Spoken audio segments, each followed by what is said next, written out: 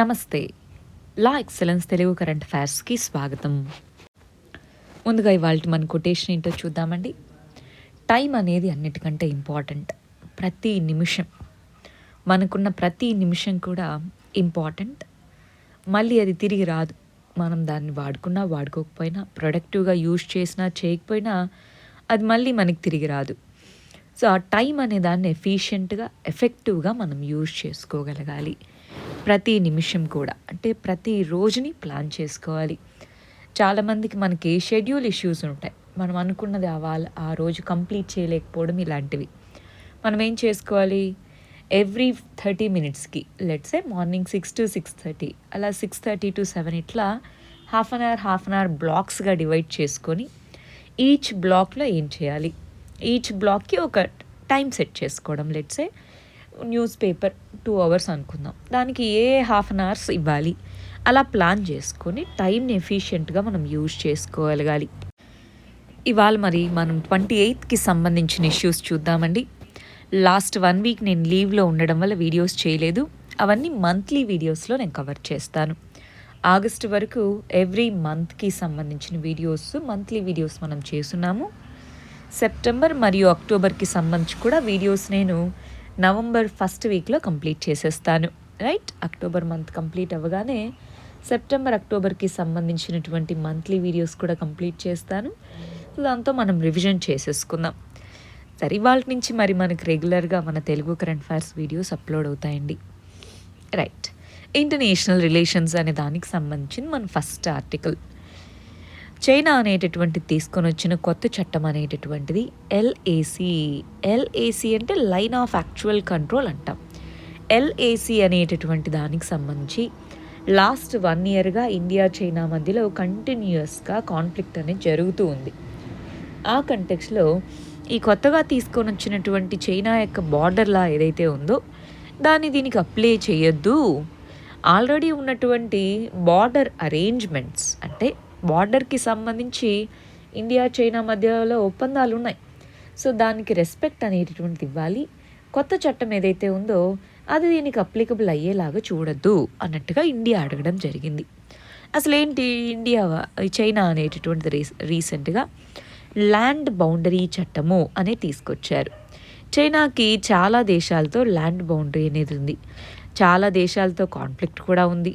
So ఈ land boundary లా అనేటటువంటిది ఏం చెప్తుంది, వాళ్ళ యొక్క ల్యాండ్ని ప్రొటెక్ట్ చేసుకునేందుకోసం ట్రూప్స్ని ప్లేస్ చేయడము, ఇలాంటివన్నీ కూడా ఈ చట్టంలో పార్ట్గా ఉన్నాయి. కానీ ఎల్ఏసి దగ్గర లైన్ ఆఫ్ యాక్చువల్ కంట్రోల్ అనేది లదాఖ్కి సంబంధించినటువంటిది. మన లదాఖ్ అటు సైడ్ చైనా అనేటటువంటి దానికి అక్సై చిన్ ప్రాంతము, టిబెట్ ప్రాంతము, ఆ కాన్ఫ్లిక్ట్ ఉన్నటువంటి ఏరియాలో ఎల్ఏసి అని పిలుస్తాము. సో ఎల్ఏసి దగ్గర ఇది అప్లికబుల్ అవ్వకుండా ఉండాలి. చూడండి, చైనా అనేటటువంటి రీసెంట్గా disputed reasons Bhutan, China, India, China ఇలాంటి వాటన్నిటిలో సో ఈ పర్టికులర్ లా ప్రకారం మరి ట్రూప్స్ అనేటటువంటి వాటిని స్టేషన్ చేయడం జరుగుతుంది, ప్లేస్ చేయడం జరుగుతుంది. అదేవిధంగా కొత్త ఫ్రాంటియర్ విలేజెస్, అంటే బార్డర్ విలేజెస్ కొన్నిటిని కొత్తగా తీసుకొని వస్తాము అంటున్నారు. మనకి భూటాన్కి చైనాకి మధ్యలో డోక్లాం అనేటటువంటి ప్లేస్ ఉంది. ఆ డోక్లాం ప్లాట్యూ అంటారు, పీఠభూమి అని. ఈ డోక్లాం ప్లాట్యూ అనేటటువంటి ప్రదేశం చాలా కాన్ఫ్లిక్ట్లో ఉంది. సో ఈ కంటెక్స్లో ఈ విధంగా తీసుకొని వచ్చినటువంటి కొత్త చట్టం అనేటటువంటిది ఇదిగో భూటాన్, ఇండియా ఇలా చాలా దేశాలతో ఏవేవైతే చైనాతో కాన్ఫ్లిక్ట్స్ ఉన్నాయో వాటన్నిటికీ ఇది ఒక కన్సర్న్గా మారబోతుంది. నెక్స్ట్ ఇయర్ నుంచి ఇది ఇంప్లిమెంట్ అవ్వబోతుంది అన్నమాట. మరి ఆ కంటెక్స్లో ప్రజెంట్ ఉన్నటువంటి బార్డర్ అగ్రిమెంట్స్ని ఇంప్లిమెంట్ చేయాలి. పాత ఏవైతే ఇప్పుడు ఉన్నావో అవే చేయాలి. కొత్త చట్టం అనేది నెక్స్ట్ వచ్చేదానికి అప్లికబుల్ చేసుకోండి. కానీ ఆల్రెడీ మనకంటూ కొన్ని బార్డర్ అగ్రిమెంట్స్ ఉన్నాయి కదా, వాటి ప్రకారమే నడుచుకోవాలన్నట్టుగా ఇండియా ఇక్కడ అడుగుతుంది. చూడండి, చైనా అనేటటువంటి దేశం, దాని చుట్టూ బార్డర్ కంట్రీస్ చూడండి, Mongolia, Russia, north Korea, Kazakhstan, Kyrgyzstan, Tajikistan, Afghanistan, Pakistan, India, Nepal, Bhutan, Myanmar, Laos, Vietnam, ఇన్ని దేశాలతో దానికి ల్యాండ్ బౌండరీ ఉందండి. సో ఆ కంటెక్స్లో ఈ ల్యాండ్ బౌండరీస్కి సంబంధించిన కొత్త చట్టం. ఇక్కడ ఇందాక మనం ఎల్ఏసి అన్నామా, ఇదన్నమాట LAC, line of actual control అని పిలుస్తారు. ఈ లైన్ ఆఫ్ యాక్చువల్ కంట్రోల్ అనే దాని దగ్గర గల్వన్ వ్యాలీ అని ఇలా చాలా ప్రాంతాల్లో మనకి కాన్ఫ్లిక్ట్ అనేటటువంటి జరగడం జరిగింది. ఈ కంటెక్స్లో ఈ ప్రాంతం మొత్తం కాన్ఫ్లిక్ట్లో ఉంది. కొత్త చట్టం ప్రకారం ఇక్కడంతా స్టేషన్ చేస్తారు ట్రూప్స్ని. కానీ మనకేంటి బఫర్ అంటారు. బఫర్ అంటే ఏంటి, మన ఏదైతే అగ్రి లైన్ ఉందో ఇవి టెంపరరీ లైన్స్. ఎల్ఏసి మరియు ఎల్ఓసి రెండు కూడా temporary lines. LAC China side, LOC అనేది పాకిస్తాన్ సైడ్. ఈ ఎల్ఏసి ఎల్ఓసి రెండు కూడా టెంపరరీ లైన్స్. ఆ రెండింటికి అటువైపున కొంత ఇటువైపున కొంత బఫర్ జోన్స్ అనేవి ఉంటాయి. ఇప్పుడు ఈ కొత్త చట్టం ప్రకారం అలా కాదు కదా. బఫర్ జోన్స్ ఉన్నటువంటి వాటి బదులు వాళ్ళ ట్రూప్స్ వచ్చి ఇక్కడ ప్లేస్ చేస్తే మళ్ళీ కాన్ఫ్లిక్ట్ మొదటికి వస్తుంది. అందుకనే ఆల్రెడీ బార్డర్ అగ్రిమెంట్స్ ఉన్నాయి, వాటి ప్రకారమే నడుచుకోవాలన్నట్టుగా ఇండియా చైనాని అడగడం జరిగింది. నెక్స్ట్ ఇష్యూ పాలిటీ మరియు సెక్యూరిటీ ఇష్యూస్కి సంబంధించింది. సుప్రీంకోర్టు అనేటటువంటిది మన యొక్క పెగాసస్ అనేటటువంటి మాల్వేర్కి సంబంధించి చాలామంది యొక్క ఇండియాలో ఉండేటటువంటి చాలామంది యొక్క ఫోన్స్ని వీటిని ఈ మాల్వేర్ దీంతో స్పై చేశారు అన్న కంప్లైంట్ ఉంది. సో ఆ కంటెక్స్లో పెగాసస్ అనే దానికి సంబంధించిన అలిగేషన్స్ ఏవైతే ఉన్నాయో వాటికి సంబంధించి ఒక కమిటీ అనేది ఏర్పాటు చేయాలి. 2019 నుంచి దీనికి సంబంధించిన డిస్కషన్ ఉంది కాబట్టి అప్పటి నుంచి ఇప్పటి వరకు ఏమేమి జరిగాయి ఏంటి అని కమిటీ ప్రోబ్ చేయాలి అని చెప్పేసి మనకి ఒక కమిటీని సుప్రీంకోర్టు అపాయింట్ చేయడం జరిగింది. మనకి వెస్ట్ బెంగాల్ గవర్నమెంట్ కూడా ఒక హై లెవెల్ కమిషన్ని వేస్తే మరి సుప్రీంకోర్టు మీరు ఆగండి కొద్దిగా, మేము ఉన్నాం కదా మేము చూసుకుంటామని చెప్పి ఒక కమిటీని వేయడం జరిగిందనమాట. ఇది 3 సభ్యులతో కలిసినటువంటి ఎక్స్పర్ట్ కమిటీ ట్రాన్స్పరెంట్గా, ఎఫిషియెంట్గా, పొలిటికల్గా ఏ విధమైనటువంటి ఇన్ఫ్లుయెన్స్ లేకుండా ఉండేలాగా ఈ పర్టికులర్ కమిటీ అనేటటువంటిది ఈ సర్వీలియన్స్ అసలు జరిగిందా, ప్రైవసీకి సంబంధించిన వైలేషన్స్ ఉన్నాయా, ఏ విధంగా ఇది అసలు ఫోన్స్ని ట్యాప్ చేయడం జరిగిందా అసలు నిజంగానే, ఇవన్నిటిని ప్రోబ్ చేయడానికి ఈ కమిటీ అన్నమాట. ఇంకా దీనికి రిలేటెడ్గానే ఈ ఆర్టికల్స్ సెంట్రల్ గవర్నమెంట్ వీటన్నిటిని కమిటీ ఏం చేస్తుంది, ఇప్పుడు అసలు ఈ సాఫ్ట్వేర్ ఎవరు కొన్నారు, ఎవరు ఉపయోగించారు, ఎవరి రోల్ ఎంత ఉంది, ఇవన్నీ కూడా ఇప్పుడు ఒక ఇండివిజువల్ యొక్క పర్సనల్ ఇన్ఫర్మేషన్ అంటే తన యొక్క ప్రైవసీకి సంబంధించింది. పుట్టస్వామి కేసులో ఏం చెప్పారు, ప్రైవసీ అనేటటువంటిది ఫండమెంటల్ రైట్ అని చెప్పడం జరిగింది. మరి ఈ ఫండమెంటల్ రైట్ అనేటువంటి ప్రైవసీని ప్రొటెక్ట్ చేయాలా వద్దా, చేయాలి. అందుకోసమే అసలు సర్వీలియన్స్ జరిగిందా లేదా అన్నది ఇక్కడ తెలుసుకోవాలన్నమాట. అయితే ఈ స్నూపింగ్ అనేటటువంటి చేశారా, అసలు ఎవరు గవర్నమెంటే దీన్ని ప్రయోగించడం జరిగిందా లేదా ఇంకెవరన్నా దీన్ని యూజ్ చేశారా, ఇలాంటివన్నీ కూడా చూడడం. సరే, మరి పెగాసస్కి సంబంధించి బ్రీఫ్గా చూద్దామా. పెగాసస్ అనేటటువంటిది ఒక స్పైవేర్. దీన్ని ఇజ్రాయెల్కి సంబంధించినటువంటి ఎన్ఎస్ఓ గ్రూప్ కంపెనీ అనేటటువంటిది డెవలప్ చేసి లైసెన్సింగ్ ఇస్తుందన్నమాట. ఇది స్మార్ట్ ఫోన్స్ అటు ఐఓఎస్ ఇటు ఆండ్రాయిడ్ ఏ ఆపరేటింగ్ సిస్టమ్ని యూజ్ చేసే స్మార్ట్ ఫోన్స్లో అయినా సరే స్మార్ట్ ఫోన్స్లోకి ఇది వెళ్తుంది, వెళ్ళి సర్వీలియన్స్ అనేటటువంటి చేపడుతుంది అనమాట. దీని ప్రత్యేకత ఏంటి, 0 క్లిక్ అంటారు. అంటే మనం ఏ విధంగానూ లింక్స్ని క్లిక్ చేయాల్సిన అవసరం లేదు, ఆటోమేటిక్గా మన మొబైల్ ఫోన్లో ఇన్స్టాల్ అయిపోతుంది. ఇది తనకు కావాల్సిన ఇన్ఫర్మేషన్ తీసుకోగానే సెల్ఫ్ డెస్ట్రాయ్ కూడా అయిపోతుంది అనమాట.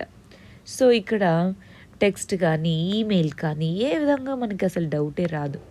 దాన్ని ఫారెన్సిక్ ఆడిట్కి పంపిస్తే తప్ప ఏ విధంగానూ మనకి డౌట్ రాకుండా ఈ పెగాసస్ అనేటటువంటిది ఫోన్స్లోకి వీటిలోకి చొరబడుతుంది. రైట్, ఈ కంటెక్స్లో దీన్ని ప్రోబ్ చేయాలి. అసలు ఎంతవరకు సెక్యూరిటీ బ్రీచ్ అనేది జరిగింది, ప్రైవసీకి ఏ విధంగా, డేటా బ్రీచ్ ఏ విధంగా జరిగింది, ఇవన్నీ ఏ ఏ చట్టాలను వైలేట్ చేస్తున్నా ఏంటి, ఇవన్నిటిని చూసేలాగా సుప్రీంకోర్టు అనేది ఈ కమిటీలో వేయడం జరిగింది. నెక్స్ట్ ఇష్యూ ఇంటర్నేషనల్ రిలేషన్స్కి సంబంధించినటువంటిది. మరి ఇండియా అనేటటువంటిది వ్యాక్సిన్స్కి సంబంధించి వ్యాక్సిన్ ప్రొక్యూర్మెంట్ చేసుకోవాలి. దానికి మనీ ఉండాలా వద్దా? గవర్నమెంటే ఇప్పుడు సప్లై చేస్తుంది కాబట్టి ప్రైవేట్ సెక్టర్ కూడా సప్లై చేస్తుంది. బట్ మేజర్గా ఎవరు చేసేది? గవర్నమెంట్. మరి ఆ కంటెక్స్లో అసలు లోన్స్ మనీ కాంపోనెంట్ కావాలి. అందుకోసం 2 బ్యాంక్స్ దగ్గర, ఒకటి ఏషియన్ డెవలప్మెంట్ బ్యాంక్, రెండోది AIIB, Asian investment and infrastructure bank అంటారు. ఏడిబి మరియు ఏఐఐబి ఈ రెండిటి నుంచి లోన్స్ కావాలి అన్నట్టుగా వ్యాక్సిన్ లోన్స్కి అప్లై చేయడం జరిగింది.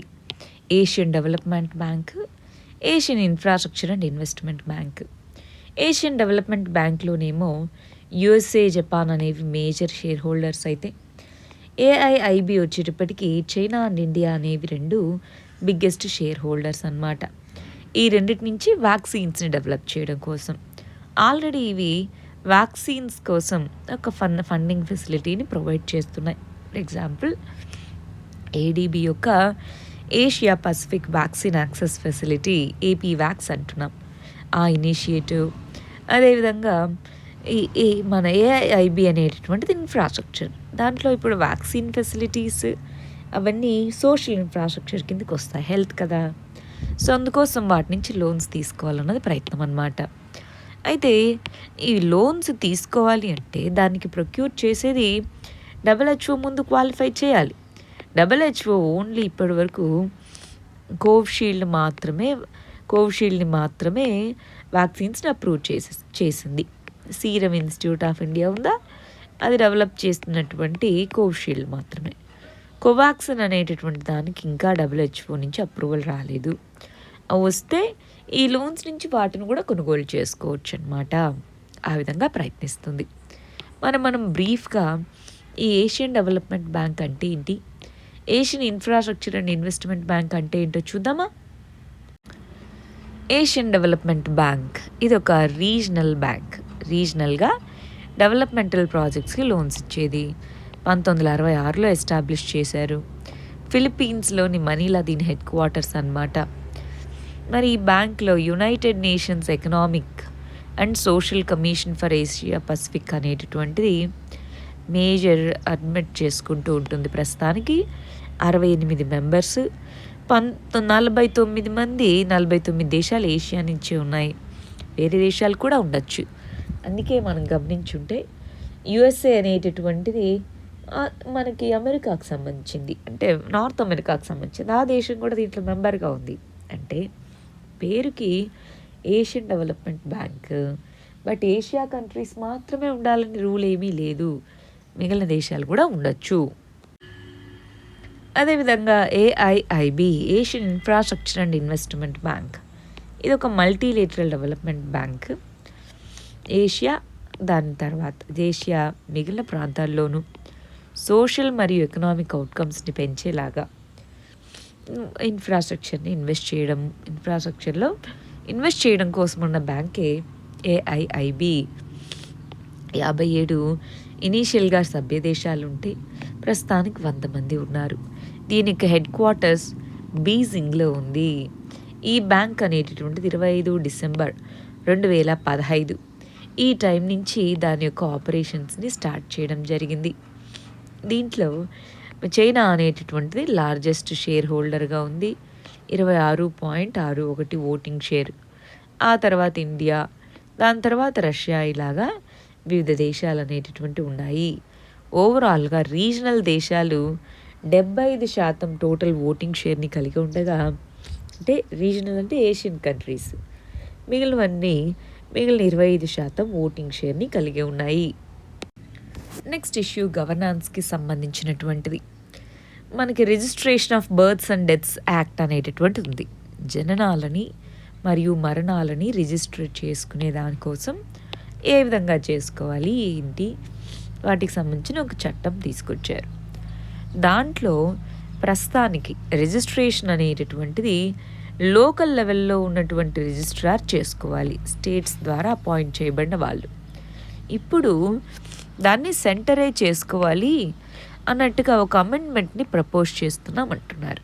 ఎందుకని మనం గమనించి ఉంటే కోవిడ్ టైంలో అసలు ఎన్ని మరణాలు ఉన్నాయి, వాటి మరణాల సంఖ్యని క్లియర్గా మనము ఒక క్యాలిక్యులేట్ చేయలేకపోయాము. సో ఎంతమంది చనిపోయారంటే నంబర్ తెలీదు. ఎందుకని? రిజిస్ట్రేషన్ ప్రాపర్గా జరగలేదు కాబట్టి. అలా కాకుండా ప్రాపర్గా రిజిస్ట్రేషన్ అనేటటువంటిది అయితే మనకు క్లియర్గా తెలుస్తుంది కదా. అందుకోసం సెంట్రల్ గవర్నమెంటే కనుక ఒకవేళ రిజిస్ట్రేషన్స్ ఇవన్నీ చేసుకుంటే డేటాబేస్ అనేది ప్రాపర్గా ఉంటుంది కదా. ఆ ఉద్దేశంతో మనకి ఈ రిజిస్ట్రార్ ఎవరైతే ఉన్నారో సెంట్రల్ లెవెల్ రిజిస్ట్రార్ ద్వారానే registrar general of India national లెవెల్లోనే దీని యొక్క డేటా రిపాజిటరీని తీసుకొని రావాలి, ప్యారలల్ డేటా రిపాజిటరీని తీసుకొని రావాలన్నది ప్రస్తుతానికి ప్లాన్ అనమాట. ఇంకా అమెండ్మెంట్ పాస్ చేయలేదు, పాస్ చేయొచ్చు అని చెప్తున్నారు. నెక్స్ట్ ఇష్యూ గవర్నెన్స్కి సంబంధించినటువంటిది.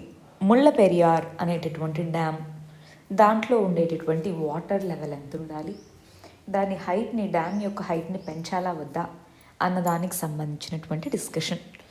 అందులో ఒక సూపర్వైజరీ కమిటీని ఏర్పాటు చేయడం జరిగింది. ఆ కమిటీ అనేటటువంటిది ముళ్ళపెరియార్ డ్యామ్ యొక్క వాటర్ లెవెల్ని చేంజ్ చేయాల్సిన అవసరం లేదు అన్నట్టుగా చెప్పడం జరిగింది. తమిళనాడు ఏమంటుంది? 137.6 ఫీట్లు అంత వాటర్ లెవెల్ ఉంది అని అంటుంది. అయితే 139 ఫీట్ వరకు స్టోర్ చేసుకోవాలి, మేము మేనేజ్ చేస్తామన్నారు. కేరళ ఏమంటుంది? ఒకవేళ ఏ చిన్న ఇది జరిగినా సరే వాటర్ లెవెల్ బాగా పెరిగితే అది ఫ్లడ్స్కి దారితీస్తుంది, కొన్ని లక్షల మంది యొక్క ప్రాణాలు దీని మీద ఆధారపడి ఉన్నాయి అన్నది ఆర్గ్యుమెంట్. అయితే 137 ఫీట్ ఏదైతే ఉందో అది ఉంచండి, దానికంటే మించి పెంచాల్సిన అక్కర్లేదు, మ్యాక్సిమం 142 ఫీట్ వరకు అన్నారు. సో అంతవరకు చాలు, అంతకు మించి పెంచాల్సినటువంటి అవసరం లేదు. కేరళ ఏముంటుంది? అది కూడా తగ్గించాలి, అది కూడా డేంజరస్సే అంటుంది. సరే, ఈ కంటెక్స్లో మరి ఈ ముళ్ళపెరియార్ డ్యామ్ అనేటటువంటిది పెరియార్ అనే నది మీద ఏర్పాటయ్యింది. కేరళలో ఉండేటటువంటి డ్యామ్ అది. అప్పట్లో బ్రిటిష్ వాళ్ళకి ట్రావెన్కోర్ కింగ్డమ్కి, ట్రావెన్కోర్ అంటే ప్రస్తుతం ఉన్న కేరళ, వాళ్ళకి మధ్య జరిగినటువంటి అగ్రిమెంట్ ప్రకారం డ్యామ్ వచ్చేటప్పటికి కేరళలో ఉన్న దాని వాటర్ని ఇలా వెనక్కి తీసుకెళ్ళి ఈ వాయిగాయ్ డ్యామ్లో నింపి అక్కడి నుంచి ఈ వాయిగాయ్ రివర్ వీటి గుండా వాటర్ అనేది బే ఆఫ్ బెంగాల్లో కలుస్తుంది అన్నమాట. ఆ ప్రాంతం మొత్తానికి వాటర్ అందిస్తుంది. ఇక్కడ విషయం ఏంటి అంటే, ఇదిగోండి మన యొక్క పశ్చిమ కనుమలు ఈ విధంగా ఉంటాయి, వెస్టర్న్ ఘాట్స్ ఈ విధంగా ఉంటాయి. సో ఈ ప్రాంతం, తమిళనాడులో ఉండే ఈ ప్రాంతం ఏదైతే ఉందో అక్కడ వర్షాలు రావు. ఎందుకని? విండ్వర్డ్ సైడ్ అని, లీవర్డ్ సైడ్ అని ఉంటుందా మనకి. సో ఇది విండ్వర్డ్ సైడ్, ఇటు సైడ్ వర్షాలు పడతాయి. అది వెనక సైడ్ కాబట్టి లీవర్డ్ సైడ్ అంటాము, అక్కడ వర్షం పడదు. అందువల్ల ఆ ప్రాంతంలో ఎక్కువగా కరువు ఇవి ఉంటాయి. అందుకోసం ఇక్కడి నుంచి వెనక్కి వాటర్ని తీసుకెళ్ళడం అన్నమాట. మామూలుగా అయితే రివర్ ఫ్లో డైరెక్షన్ ఇలాగా, కానీ వాటర్ని ఇటు కేరళ వాడుకునేందుకు కాదు, అటు తమిళనాడు వాడుకునేందుకోసం ఈ డ్యామ్ని కన్స్ట్రక్ట్ చేశారు. కేరళ కన్సర్న్ ఏంటి? అది ఎప్పుడెప్పుడో బ్రిటిష్ వాళ్ళు ఉన్నప్పుడు కట్టారు, పాతది అయిపోతూ వస్తూ ఉంది. దాని సేఫ్టీ సంగతి ఏంటి? దాని హైట్ పెంచితే ముంపుకు గురి అయ్యేది తమిళనాడు కాదు కదా, కేరళ కదా. ఉపయోగాలేమో వాళ్ళకి, కానీ నష్టం మాక. అందుకని హైట్ పెంచొద్దు, ఇలాంటి కన్సర్న్స్ మరి కేరళ అనేటటువంటిది ఎక్స్ప్రెస్ చేస్తూ ఉంది. ఆ కంటెక్స్లో సుప్రీంకోర్టు అపాయింట్ చేయబడినటువంటి ప్యానల్ అనేటటువంటిది ఇంతవరకు ఎంతైతే డ్యామ్ హైట్ అని ఫిక్స్ చేస్తున్నామో దాన్ని అలాగ మెయింటైన్ చేయండి, దాన్ని పెంచాల్సిన అక్కర్లేదు, అలాగని ఆ లెవెల్ సేఫ్ కాదు అని కేరళ ఆర్గ్యూ చేస్తుంది. అది కూడా ఏమీ కన్సర్న్స్ పెట్టుకోవద్దు, అది సేఫే అన్నట్టుగా చెప్తున్నారు. నెక్స్ట్ ఇష్యూ శ్రీలంకలో ఎకనామిక్ క్రైసిస్కి సంబంధించి. దీన్ని మనం ఇంటర్నేషనల్ రిలేషన్స్లో చదువుకుంటామండి. శ్రీలంకలో రీసెంట్గా చూస్తే BOP crisis, balance of payment అంటారు. బ్యాలెన్స్ ఆఫ్ పేమెంట్ క్రైసిస్ అనేటటువంటిది రావడము, ఎకనామిక్ క్రైసిస్ అనేటటువంటిది, ఎకనామిక్ ఎమర్జెన్సీ అనేటటువంటిది విధించడం అనేటటువంటిది జరిగింది. డొమెస్టిక్గా ప్రైసెస్ పెరగడము, అన్ఎంప్లాయ్మెంట్ అనేటటువంటిది పెరగడము, వీటన్నిటి వల్ల ఎకనామిక్ ఎమర్జెన్సీ విధిస్తున్నాము అన్నట్టుగా కంట్రీ యొక్క ప్రెసిడెంట్ అనౌన్స్ చేయడం జరిగింది. మరి ఈ కంటెక్స్ట్లో ఏమేంటి రీజన్స్? పాలసీ మేకింగ్లో కంటిన్యూటీ అనేటటువంటిది ఉండాలి, అవునా? ఆ పాలసీ మేకింగ్లో కన్ఫ్యూజన్, ముందున్న గవర్నమెంట్ తీసుకొని వచ్చినటువంటి వాటిని క్యాన్సిల్ చేయడము, ఆ పాలసీ కన్ఫ్యూజన్ అనేటటువంటిది ఎకానమీ సరిగా పర్ఫామ్ చేయకపోవడానికి వన్ ఆఫ్ ది కాజెస్ అవుతే, రెండోది ఇంప్లిమెంటేషన్, ఎన్నో మెజర్స్ తీసుకొని వచ్చి దాన్ని ఇంప్లిమెంట్ చేయలేకపోవడం. అందుకే దాన్ని గవర్నాన్స్ క్రైసిస్ అని పిలుస్తారు. ఇలా గవర్నాన్స్ క్రైసిస్ అనేటటువంటి వాటిలో ఉంది. ఈ కంటెక్స్లో డివిజివ్ పాలిటిక్స్ అనేటటువంటివి కూడా శ్రీలంకలో నడుస్తున్నాయి. ఆ డివిజివ్ పాలిటిక్స్ని పక్కన పెట్టేసి కోర్ ఇష్యూస్ అయినటువంటి వాటిని, అంటే ఎంప్లాయ్మెంట్, మరి living standards, economic inequalities, economic insecurities, వాటిని ఎంత వీలైతే అంత త్వరగా అడ్రస్ చేయగలగాలి. ఇంటర్నేషనల్గా చూస్తే శ్రీలంక మరియు చైనా మధ్య క్లోజ్నెస్ పెరుగుతూ ఉంది. కానీ అది శ్రీలంకకి తెలుసు క్లియర్గా అది డెట్ ట్రాప్లోకి వెళ్ళిపోతుందని. హంబన్ తోట అనేటటువంటి ఒక పోర్ట్ ఉంది. ఆ హంబన్ తోట అనేటటువంటి పోర్ట్ ఏదైతే ఉందో, హంబన్ తోట పోర్ట్ అనేటటువంటిది దాన్ని లీజ్కి ఇచ్చాము అని చెప్పారు. కానీ చూస్తే అది ఒక రకంగా చెప్పాలంటే సేల్ చేసేసినట్టే. ఎన్నో సంవత్సరాలు 99 years లీజ్కి ఇచ్చాము అంటే లోన్ తిరిగి కట్టలేకే. సో అలా డెట్ ట్రాప్లోకి వెళ్ళిపోతుంది. కరెన్సీ స్వాప్ అని ఇలా ఎన్నో రకాలుగా డెట్ ట్రాప్ అనే సిచ్యువేషన్లోకి వెళ్తూ ఉంది. ఈ కంటెక్స్లో శ్రీలంక యొక్క ప్రెసిడెంట్ గవర్నాన్స్ క్రైసిస్ని, పాలసీ మేకింగ్లో డిస్కంటిన్యూటీని, సో వాటన్నిటిని ఎకనామిక్ ఫ్రంట్గా అడ్రస్ చేసుకుంటూ, సోషల్ ఫ్రంట్ నుంచి చూస్తే తమిళ్ ఇష్యూస్ ఇలాంటి వాటిని అడ్రస్ చేసుకుంటూ రావాలి దేశం యొక్క స్టెబిలిటీ కోసము. నెక్స్ట్ ఇష్యూ ఇంటర్నేషనల్ రిలేషన్స్కి సంబంధించింది. లాస్ట్ మంత్లో మనకి ఈస్టర్న్ ఎకనామిక్ ఫోరం అనేటటువంటి సమ్మిట్ జరిగింది. ఈస్టర్న్ ఎకనామిక్ ఫోరం అనేది ప్రతి సంవత్సరం రష్యాలోని వ్లాడివోస్టాక్, ఈస్టర్న్ సైడ్ అనమాట. రష్యా అనేది అటు యూరోప్లో ఇటు ఏషియాలో రెండిట్లో ఉందా, ఈస్టర్న్ సైడ్ ఉంటుంది. ఈ వ్లాడివోస్టాక్ అనేటటువంటి ప్లేస్ ఏదైతే ఉందో అది ఈస్టర్న్ సైడ్ ఉంటుంది రష్యాకి. ఈ ప్రాంతం, దీనికి దగ్గరలోనే షాకాలిన్ ఐలాండ్స్ అని ఇలాగా న్యాచురల్ గ్యాస్ మరియు క్రూడ్ ఆయిల్కి ఫేమస్ అయినటువంటి ప్లేసెస్ అన్నీ ఉన్నాయి. ఈ ఏరియా మనకి every year Eastern Economic Forum summit జరిగినప్పుడల్లా ఇండియా, రష్యా అనేటటువంటివి ఎనర్జీ కోఆపరేషన్ గురించి మాట్లాడుకుంటూ ఉంటాయి. ఈ 6th ఈస్టర్న్ ఎకనామిక్ ఫోరంలో కూడా ఇండియా, రష్యా యొక్క ఎనర్జీ పార్ట్నర్షిప్ గురించి మాట్లాడడం జరిగింది. అయితే ఇండియా యొక్క కన్సర్న్ ఏంటి? మనం ఎక్కువగా ఎనర్జీ కోసం కోల్ మీద ఆధారపడున్నాం. థర్మల్ ఎనర్జీ అంటాం. థర్మల్ ఎనర్జీ అనేది ఓవరాల్ ఎనర్జీ బాస్కెట్లో మనం చూస్తే మేజర్ షేర్ని కలిగి ఉంది. సో ఈ థర్మల్ ఎనర్జీ నుంచి కనుక గ్యాస్ ఎనర్జీ, గ్యాస్ ఎకానమీ అంటారు. అంటే న్యాచురల్ గ్యాస్ని ఎక్కువగా వాడడం. So natural gas, crude oil వీటి యొక్క యూజ్కి పెంచితే అప్పుడు ఎకనామిక్ పార్ట్నర్షిప్ ఇంకా డీపెన్ అవుతుంది. ప్రస్తుతానికి ఇంకా కోల్ మీద ఎక్సెసివ్ డిపెండెంట్ అయ్యున్నాము అన్నది ఇక్కడ చెప్తున్నటువంటిది. ఓవరాల్గా ఇండియా, రష్యా యొక్క కాంప్రిహెన్సివ్ రిలేషన్స్ ఎలా ఉన్నాయన్నది మనం ఒక్కసారి బ్యాక్గ్రౌండ్కి వెళ్ళి చదువుకోవాలండి. ప్రస్తుతానికైతే ఈస్టర్న్ ఎకనామిక్ ఫోరం అంటే ఏంటి, అది 6వ సమ్మిట్ ఎక్కడ జరిగింది, ఈ సమ్మిట్ యొక్క పర్పస్ ఏంటి, ఈ ప్రాంతం దేనికి ఫేమస్, ఇవి మనం తెలుసుకుంటే చాలు. ఇక్కడ నెక్స్ట్ ఇష్యూ గవర్నాన్స్కి సంబంధించినటువంటిది. ఇక్కడ 3 ఇంపార్టెంట్ పదాలు ఉన్నాయండి. ఫస్ట్ వచ్చేటప్పటికి నియో లిబరల్ ఎకానమీ అంటున్నా. నియో లిబరల్ ఎకానమీ అంటే ఏంటి? మామూలుగా ఇండియా అనేటటువంటిది మిక్స్డ్ ఎకనామిక్ మోడల్ని ఫాలో అవుతూ వచ్చింది. ఇండిపెండెన్స్ తర్వాత మిక్స్డ్ ఎకనామిక్ మోడల్ అని. ఆ మిక్స్డ్ ఎకనామిక్ మోడల్లో కమాండ్ ఎకానమీ అంటారు. గవర్నమెంట్ యొక్క రోల్ ఎక్కువగా ఉండడం.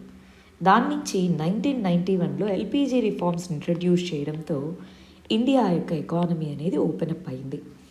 ఆ టైంలో మనం ఫాలో అయినటువంటి ఎకనామిక్ పాలసీస్ని నియో లిబరల్ ఎకనామిక్ పాలసీ అంటారు.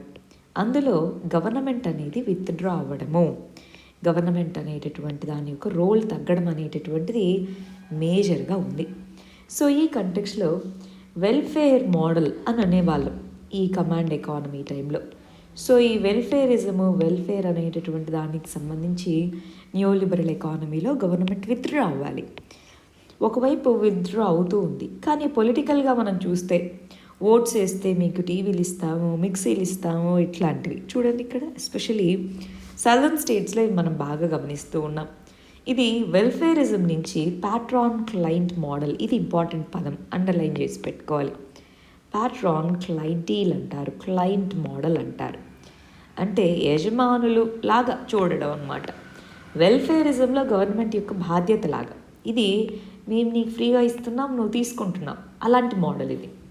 సో ఈ మోడల్ అనేది ఒకవైపు ఎకానమీలో new liberal economic policies follow అవుతూ, ఇంకొక వైపు పొలిటికల్గా ప్యాట్రాన్ క్లయింట్ మోడల్ని ఫాలో అయ్యేలాగా చేస్తుంది. ఫ్రీబీస్ అనేవి మనకి సుప్రీంకోర్టు వివిధ రకాల జడ్జిమెంట్లో ఫ్రీబీస్ ఇవ్వడం ఏమీ ఇల్లీగల్ కాదు, ఎలక్షన్ కోడ్ని వైలేట్ చేయట్లేదని చెప్పింది. అయినా సరే పొలిటికల్గా ఇది ఏ విధమైనటువంటి మోడల్ అన్నది మనం గమనించుకోవాలి. అసలు ఇది ప్రజలు కూడా ఎంతవరకు దీన్ని యాక్సెప్ట్ చేయాలి ఏంటి అన్నది గమనించాలి. నెక్స్ట్ ఇష్యూ గవర్నాన్స్కి సంబంధించి హెల్త్ కేర్ అన్నటువంటి ఫీల్డ్లో ప్రస్తుతానికి ఉన్నటువంటి హెల్త్ సిస్టమ్ ఫేస్ చేస్తున్న ఇబ్బందుల్ని అడ్రస్ చేసేలాగా ప్రధానమంత్రి Ayushman Bharat health infrastructure machine అనేది హెల్ప్ అవుతుందని చెప్తున్నారు. అసలు ఇంతకీ ఈ మిషన్ ఏంటి, ప్రస్తుతానికి హెల్త్ సిస్టమ్ ఫేస్ చేస్తున్న ప్రాబ్లమ్స్ ఏంటో చూద్దాం. ఈ మిషన్ కింద లాంగ్ టర్మ్ పబ్లిక్ ఇన్ఫ్రాస్ట్రక్చర్ని బిల్డ్ చేసేందుకు ఇన్వెస్ట్ చేయడం జరుగుతుంది. ప్రతి డిస్ట్రిక్ట్లోనూ హెల్త్ ఇన్ఫ్రాస్ట్రక్చర్ని ఉన్నదాన్ని స్ట్రెంగ్తెన్ చేయడము, లేకపోతే వాటిని కొత్తగా తీసుకొని రావడము, ఇన్వెస్ట్మెంట్స్ని పెంచడం ద్వారా కెపాసిటీ బిల్డింగ్ చేయడము, నెక్స్ట్ వచ్చే 5 yearsలో 64,000 కోట్ల రూపాయలని ఇన్వెస్ట్ చేయడం కోసం. సో దీంట్లో స్టార్టింగ్ నుంచి ఫస్ట్ బేసిక్ హాస్పిటల్ ఇన్ఫ్రాస్ట్రక్చర్ నుంచి హ్యూమన్ రీసోర్సెస్ ట్రైనింగ్ వరకు అఫోర్డబుల్ మెడిసిన్ నుంచి ప్రతి దాన్ని కూడా దీని కింద తీసుకొని రావడం జరుగుతుంది. న్యూ స్కీమ్ అనేటటువంటిది. మనం కోవిడ్-19 ఫస్ట్ వేవ్ కనుక గమనించి ఉంటే, కోవిడ్-19 ఫస్ట్ వేవ్ అనేటటువంటిది ఇండియా యొక్క వల్నరబిలిటీస్ ఇన్ఫ్రాస్ట్రక్చర్ వైజ్గా ఎక్కడెక్కడ గ్యాప్స్ ఉన్నాయి ఏమేంటి ఆ వల్నరబిలిటీస్ని అడ్రస్ చేయడం జరిగింది. మరి అందుకోసమే ఈ స్కీమ్ అనౌన్స్ చేయడం అన్నమాట. ఆల్రెడీ మనకి డిజిటల్ మిషన్, ఆయుష్మాన్ భారత్ ఇలాంటివి ఉన్నాయి. ఓవరాల్గా ఇన్ఫ్రాస్ట్రక్చర్ దాంట్లో ఉన్న గ్యాప్స్ని అడ్రస్ చేయడం కోసం. అంటే ఫిజికల్ ఇన్ఫ్రాస్ట్రక్చర్ కావాలి, ట్రైనింగ్, అంటే ఫిజికల్ ఇన్ఫ్రాస్ట్రక్చర్ ఉంటే సరిపోతుందా, వాళ్ళకి తగ్గ ట్రైనింగ్ ఉండాలా, ట్రైనింగ్ అనేటటువంటిది ఉండాలి, అఫోర్డబుల్ మెడిసిన్, ఇన్సూరెన్స్ వాటన్నిటిని ఇంటిగ్రేట్ చేయాలి. వాటన్నిటి కోసం ఈ స్కీమ్ అన్నమాట. నెక్స్ట్ ఇష్యూ ఇంటర్నేషనల్ రిలేషన్స్కి సంబంధించింది. ఇండియా అనేటటువంటిది UNCLOS, United Nations Convention on Law of Seas అనేటటువంటి దానికి రెస్పెక్ట్ ఇస్తుంది అన్నట్టుగా చెప్తున్నారు. ఇది 1982లో సైన్ చేయబడి అడాప్ట్ చేయబడినటువంటిది. 1994 నుంచి ఇంప్లిమెంట్ చేస్తున్నాం.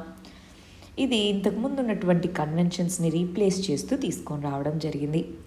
ఈ కన్వెన్షన్ అనేది ఒక లీగల్ ఫ్రేమ్వర్క్ని ప్రొవైడ్ చేస్తుంది మెరైన్ మరియు మ్యారీటైమ్ యాక్టివిటీస్కి సంబంధించి. దీన్నే లా ఆఫ్ ద సీ అని కూడా పిలుస్తారు. ఓవరాల్గా మెరైన్ జోన్స్ని 5 జోన్స్గా డివైడ్ చేయడం జరుగుతుంది. మనం చూద్దాం మ్యాప్లో. ఇది ప్రస్తుతానికి ఉన్నటువంటి ఓన్లీ ఇంటర్నేషనల్ కన్వెన్షన్. దేనికి సంబంధించి మ్యారీటైమ్ జ్యూరిస్డిక్షన్ రిలేటెడ్గా దీని కింద 3 కొత్త ఇన్స్టిట్యూషన్స్ని తీసుకొచ్చారు. International Tribunal for Law of Sea, International Seabed Authority, Commission on Limits of Continental Shelf, ఇలాగా 3 కొత్త ఇన్స్టిట్యూషన్స్ని తీసుకొని రావడం జరిగింది UNCLOS అనేటటువంటి దాని కింద. ఇందాక మనం 5 జోన్స్ అన్నామా, అవేమేంటో చూడండి. ఒకటి టెరిటోరియల్ సీ, 12 నాటికల్ మైల్స్ వరకు బేస్ లైన్ నుంచి 12 నాటికల్ మైల్స్. ఆ తర్వాత కంటిగ్యూస్ జోను, ఆ తర్వాత బేస్ లైన్ నుంచి 200 నాటికల్ మైల్స్ వరకు ఎక్స్క్లూజివ్ ఎకనామిక్ జోను, ఆ తర్వాత హై సీస్. వీటికి సంబంధించిన జ్యూరిస్డిక్షన్, దీని రిలేటెడ్గా ఏదైనా కాన్ఫ్లిక్ట్స్ ఉంటే అవన్నీ కూడా UNCLOS అనేటటువంటి కన్వెన్షన్ కిందే డీల్ చేయడం జరుగుతుంది. ఇండియా అనేది మెంబర్, USA UNCLOSలో మెంబర్ కాదు, అది గుర్తుంచుకోవాలండి. నెక్స్ట్ ఇష్యూ గవర్నాన్స్కి సంబంధించింది. నాక్ ఎవ్రీ డోర్ అంటున్నారు, హర్ ఘర్ దస్తక్ అని చెప్పేసి. రీసెంట్గా హెల్త్ మినిస్ట్రీ అనేటటువంటి ఒక క్యాంపెయిన్ని స్టార్ట్ చేస్తున్నాము.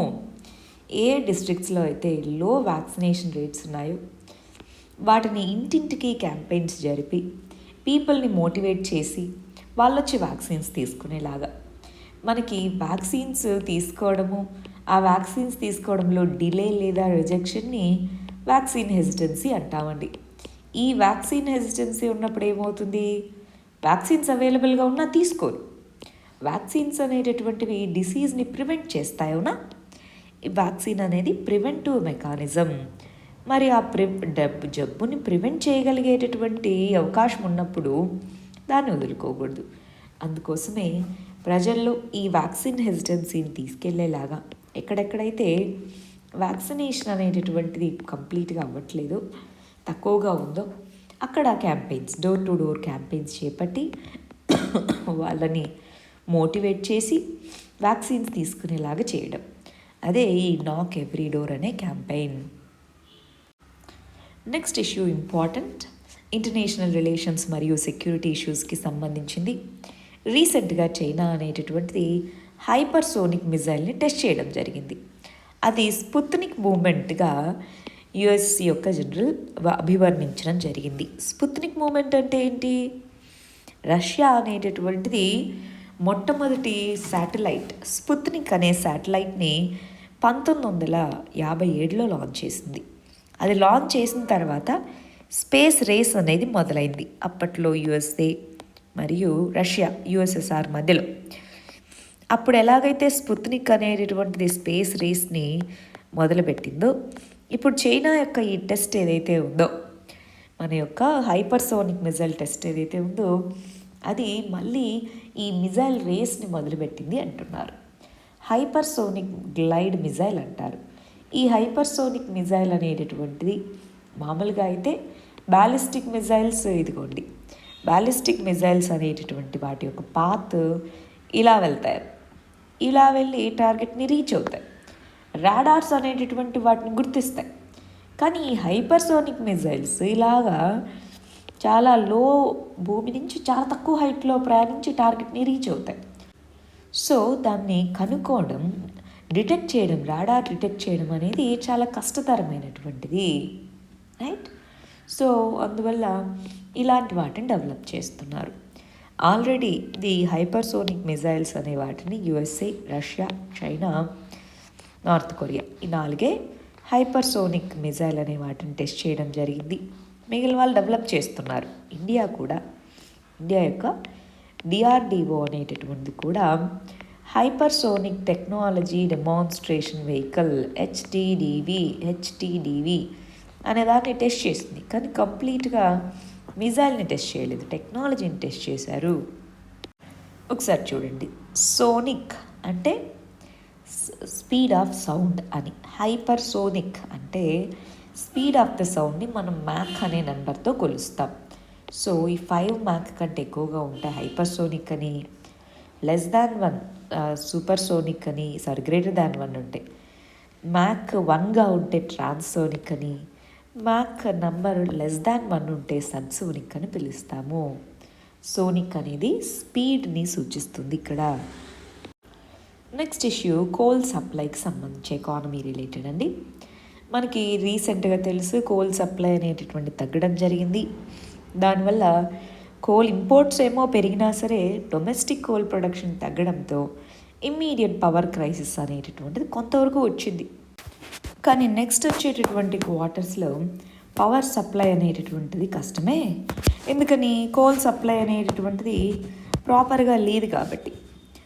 ఇంపోర్ట్ చేసుకునేది ఉన్నా సరే డొమెస్టిక్ కోల్ సప్లై ఎర్రాటిక్గా ఉండడం వల్ల కోల్ ఫైర్డ్ ప్లాంట్స్ అనేటటువంటి వాటిలో రిస్క్ అనేటటువంటిది ఉంది అన్నట్టుగా రేటింగ్ ఏజెన్సీ అనేటువంటి క్రిసిల్ చెప్పడం జరిగింది. అసలు ఈ coal supply, coal, thermal power plants వాటి గురించి వీలైతే మనం ఒక స్పెషల్ వీడియో చేద్దామండి. మరి మన లాస్ట్ ఆర్టికల్ ఎకానమీకి సంబంధించింది. అదానీ అనేటటువంటి కంపెనీ అనేటటువంటిది Adani ports and special economic zone అనేటటువంటిది ఈ మన యొక్క యంగూన్ అనేటటువంటి ప్రాంతం, ఇక్కడి నుంచి వెనక్కి వచ్చేస్తున్నాము అన్నట్టుగా చెప్పడం జరిగింది. ఇప్పటికే ఇందులో ఇంటర్నేషనల్ కంటైనర్ టెర్మినల్ అనేటటువంటి బిల్డ్ చేయడానికి అహ్లోన్ పోర్ట్ అంటారు. యంగూన్ అనే ప్రాంతం దగ్గర ఉన్నటువంటి అహ్లోన్ పోర్ట్ అనేటటువంటి దాని నుంచి వెనక్కి వచ్చారు. సో ఆ ప్రాంతంలో గవర్నమెంట్కి సంబంధించి ప్రాజెక్ట్ క్లియరెన్స్ అనేది ఇచ్చింది. వీళ్ళు ఇన్వెస్ట్ చేయడం మొదలుపెట్టారు. కానీ ఇప్పుడు మారినటువంటి పొలిటికల్ కంటెక్స్ట్ దృష్ట్యా ఆ ప్రాజెక్ట్ అంత వయబుల్ కాదు అన్నటువంటి దాంతో వీళ్ళు ఇక్కడి నుంచి బయటికి వస్తూ ఉన్నారు. నేను జాగ్రఫీ కంటెక్స్లో కూడా చదువుకోవచ్చు. అసలు యంగూన్ ఎక్కడుంది, ఏ నది ఒడ్డున ఉంది, ఇలాంటివన్నీ అన్నమాట. ఇరావడి. ఇవి ఇవాల్టి ఆర్టికల్స్ అండి. Thank you very much. All the very best.